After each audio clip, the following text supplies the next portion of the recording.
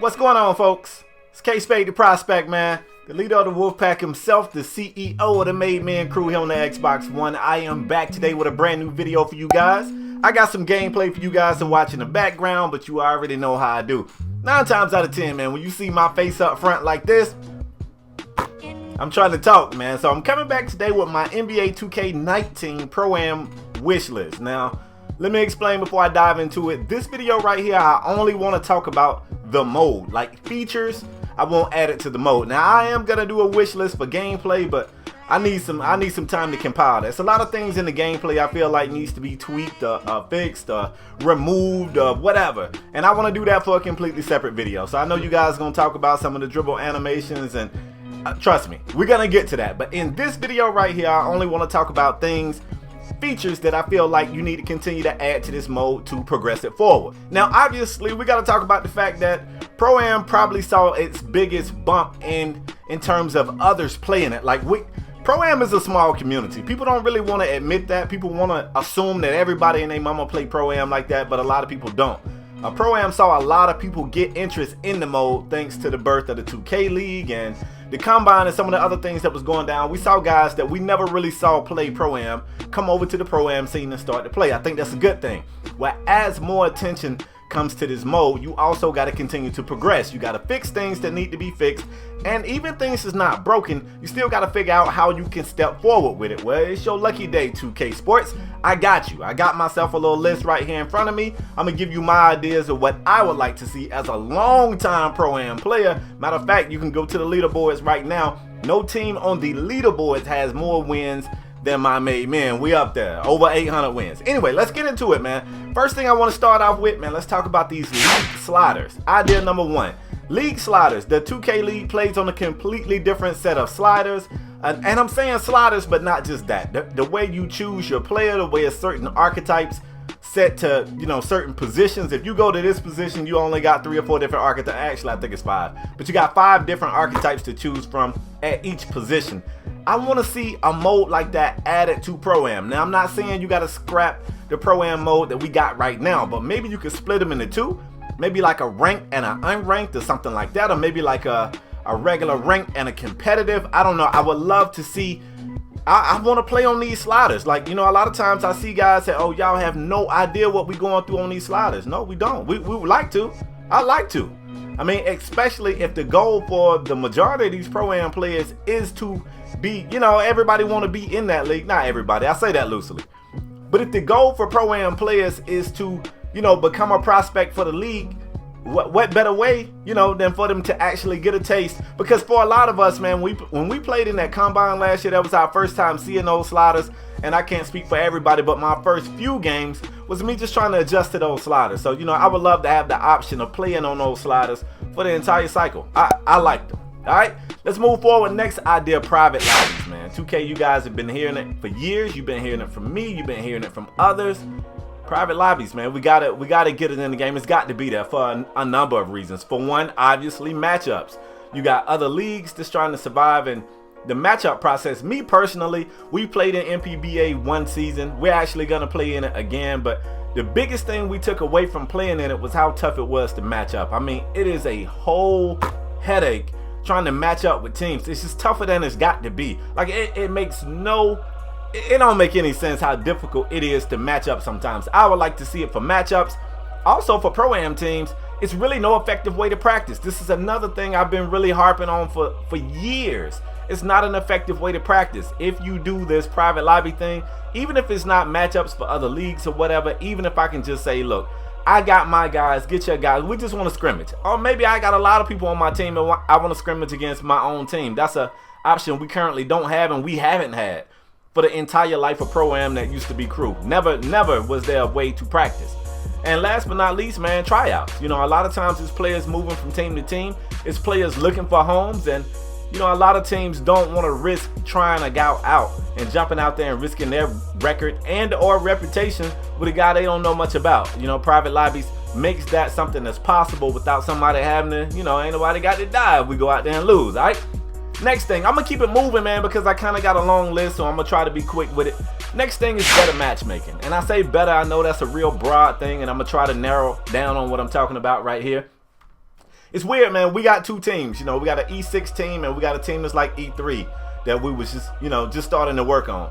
The E3 team, we can jump on that team and search and get an E6 game like that.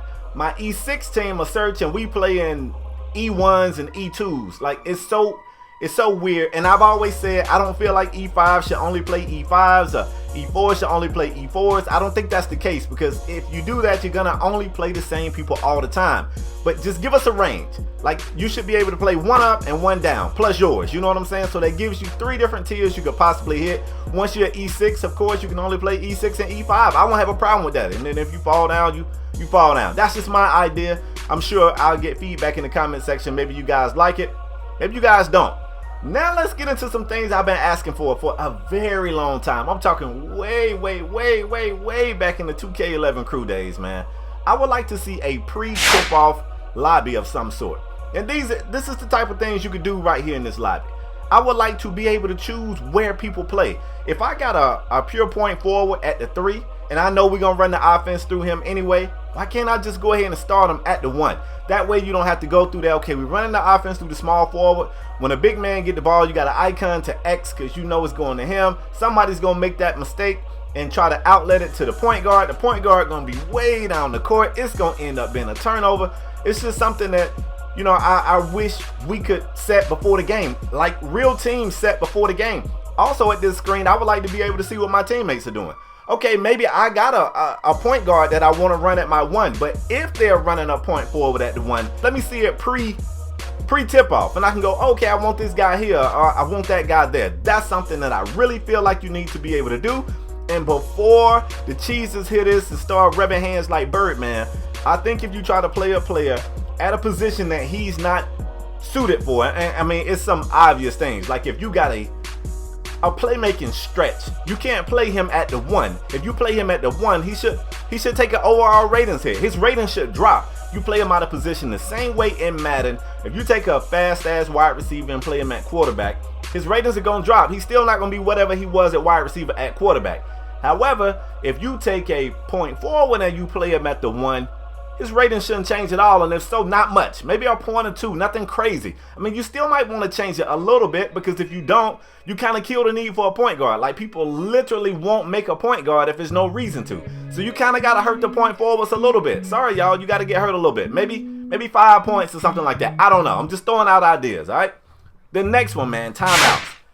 Timeouts are in this game, and they're useful. The top teams know how to use them to break momentum and various things like that.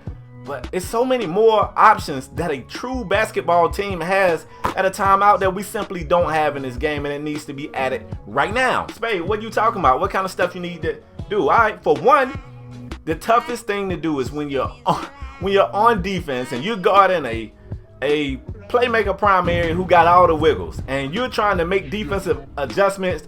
You got your center saying switch me to the 4, the 2 guards saying switch me to the 3. You're trying to do all of that and stay in front of Mr. Wiggles? That's crazy, and that's impossible, and it just don't make sense. You should be able to call a timeout and make all of your defensive changes there. That makes sense. But wait, I even got more.